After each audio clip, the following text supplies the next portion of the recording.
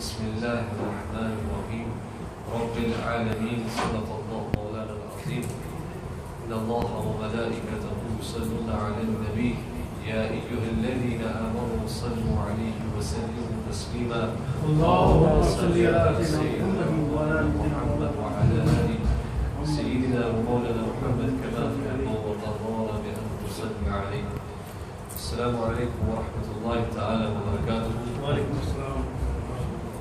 Last week we looked at the definition of hamd and what the scholars have said in regards to that, and what the mufassirin have said in regards to that, the different types of hamd, and why Allah subhanahu wa ta'ala has made insan ajiz, He has made insan incapable to praise Allah subhanahu wa ta'ala in the manner that he should be praised.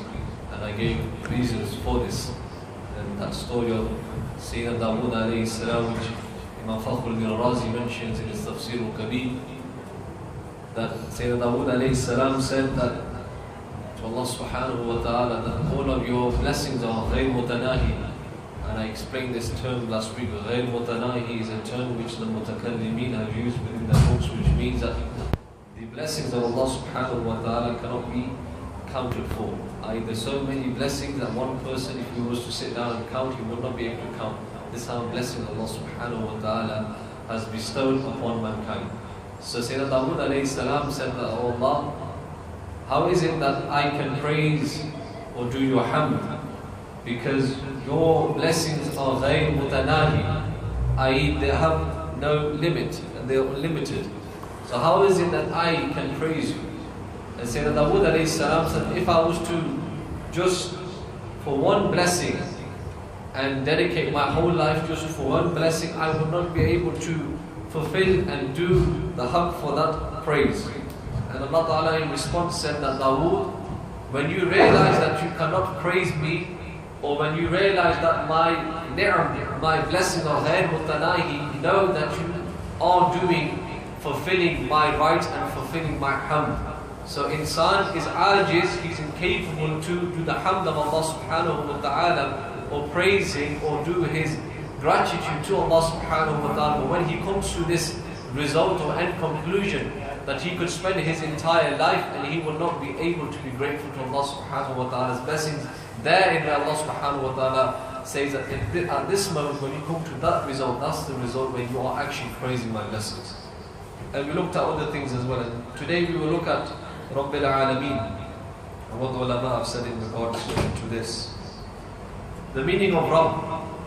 Rabb, the Mufassirin have said, especially Imam Ra'ib al-Sahani, he mentions that the word Rabb comes in the meaning of Malik, someone who owns something. And Allah Ta'ala is Malikul Mulk, and He is Malikul Mamluk. Allah subhanahu wa ta'ala, He owns every single thing. And everything is under His ownership. The whole of creation, or every single created thing that Allah subhanahu wa ta'ala has given wujud to, has given a presence to, a form to, Allah subhanahu wa ta'ala is the creator of all that. So the ulama say that the word Rabb, it comes for this meaning. That Allah subhanahu wa ta'ala is the Malik. He is the owner, He is the one that possesses, and no other person can be sharik, can be partner in his ownership to Him. So this is the meaning which the scholars have given for Rabb. And they say Al-Alameen. Al-Alameen is from the word Alam. And a lot of our Pakistani people, because we're not very fond of Arabic language, we make a mistake. And we say, कि मेरा बेटा आलम बनेगा. Alam or Alam में फर्क है. Alam is the dunya. Alim is a scholar. But because we're not very well versed with Arabic language, a fatha and a kasra can change the whole meaning. So we say, because we're not very versed in the Arabic language, you say, my son will be an alim. That's wrong. Your son will be an alim, not an alim. An alim is the word, alim is a scholar. And we make another mistake, especially on the nara that we do in regards to the Prophet sallallahu alaihi wasallam. We say, a lot of people unfortunately make this mistake. They say Sayyidi Murshadi. That's wrong. The Prophet ﷺ isn't Murshad, he's Murshid. The sheen has a zair, a kasra on it. Because if we say Sayyidi Murshadi, If we say that the Prophet ﷺ is murshid, that makes us the peer of the Prophet ﷺ. Astaghfirullah. Because this word has also come in the Quran in Surah Al-Kahf. Where Allah Ta'ala says that He uses the word murshid, not murshad. So Rasulullah ﷺ is murshid. Murshid is ism fa'il, it's the one that does irshad, it's the one that guides. Rasulullah ﷺ is the murshid, he's the guide, and we are the murshadun. We are those people who are being guided or are being given guidance by the Prophet ﷺ. So when we do this Nana Sayyidi Murshadi, that means that we guide the Prophet ﷺ. That means that we are the shuyukh of Rasulullah, which is wrong. And that's something that can lead to kufr as well. So the Nana Sayyidi Murshidi, the sheen has it there on it. So whenever someone makes this mistake, then you can correct it next time. So this word alam, it's ism alam. And the scholars say that the alam is the noun of instrument. And this is something in regards to Arabic grammar, that when alam comes of ism al-alam, what is the meaning for it? They say that the whole world is a tool to recognize Allah subhanahu wa ta'ala. For example, in Arabic, how do you say key? Miftah. Miftah is how you say key in Arabic. A key is the tool to open something. Hence, the alam is the tool to have ilm of Allah subhanahu wa ta'ala. Because Allah subhanahu wa ta'ala has said that insan cannot comprehend Him. You know, when people say that I think of Allah subhanahu wa ta'ala in my aql, that's not Allah ta'ala. Our ulama, especially our ulama, the qaid and our mutakallimeen, throughout the history have also said this, that anything that you think is Allah, that's not Allah. Because Allah subhanahu wa ta'ala is beyond your comprehension. And anything that you think in your aql, in your mind, that's not Allah subhanahu wa ta'ala. Because the word aql is from the word iqal. Iqal was when they used to ride on animals or camels in the deserts, and they would rest. In order not for the animals to go away, they would tie the legs of the animals. And the rope they would use, that rope is called iqal. And the reason why they call that rope iqal, because when that is tied to the legs of the animal, he is restricted in his movement.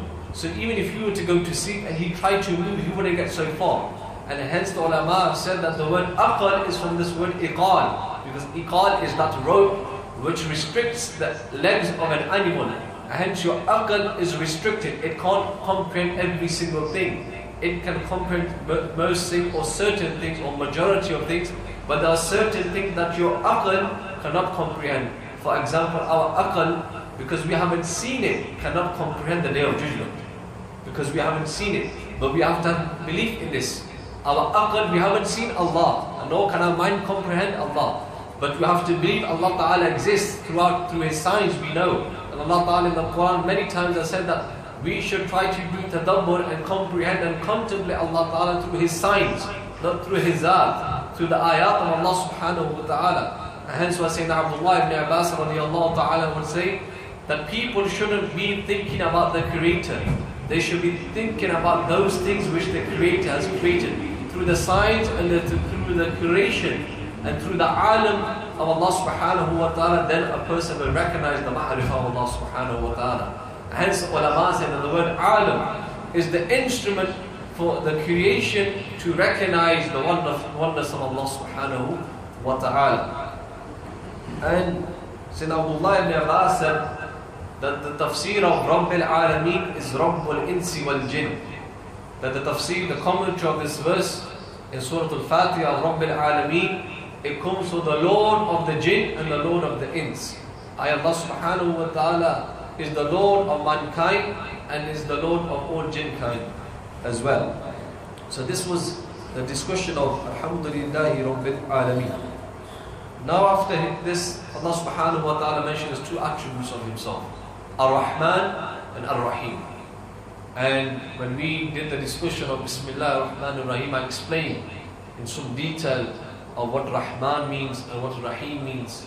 And probably all of you have forgotten what I said, so I will do a bit of repetition of that again. Ar-Rahman, the ulama say, Ar-Rahman and Rahim, they are both sighas of mubalagha.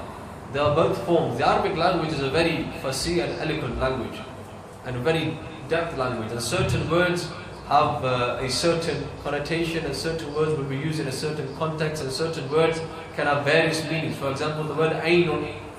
Aynun can come for eye. It can also come for river. Ulama write 120 different meanings for the word aynun. One word can have 120 different meanings. This is how deep the Arabic language is. And Ar-Rahman Ar-Rahim, they are two forms of exaggeration and two forms of praise, and there are two forms of attributes of Allah subhanahu wa ta'ala. And ulama said Ar-Rahman is only khas to Allah. No creation can ever be Rahman. Rahman is only for the Zat of Allah subhanahu wa ta'ala, because Rahman means is that being which encompasses the whole creation and is merciful to the whole creation, and that's only the Zat of Allah subhanahu wa ta'ala. Because it's only the Zat of Allah subhanahu wa ta'ala who can encompass every single creation's mercy. Hence why Allah subhanahu wa ta'ala is known as Ar-Rahman, the most merciful. But they say Rahim, the second attribute, second sifa of Allah subhanahu wa ta'ala used in Surah Al-Fatiha. This can come for Allah, and it can also come for the Prophet sallallahu alayhi wa sallam. In the Quran, Allah subhanahu wa ta'ala says, Inna Allah bin nasi la ra'ufur rahim. Allah says, and He talks about Himself, He says, indeed Allah subhanahu wa ta'ala in regards to people, He is la ra'ufur rahim. And the word rahim is used, and ra'uf is used. Allah ta'ala is ra'uf and rahim to the people. But later on in the Quran, Allah subhanahu wa ta'ala also talks about the Prophet alayhi salatu wasalam, and He says, bil mu'minina ra'ufur rahim. That Rasulullah alayhi salatu wasalam is also ra'uf and also rahim to the believers. And these are two attributes of Allah subhanahu wa ta'ala and two sifat of Allah subhanahu wa ta'ala which Allah ta'ala has given to the Prophet sallallahu alayhi wa sallam by way of the Quran. And this is mentioned in the Quran that Rasulullah alayhi salatu wasalam is bil mu'minina ra'ufur rahim. That the Prophet alayhi salatu wasalam is ra'uf and rahim. So this word rahim, it can also be used for Allah, and it can also be used for the Prophet sallallahu alayhi wa sallam. And this is what the meaning of Rahim is.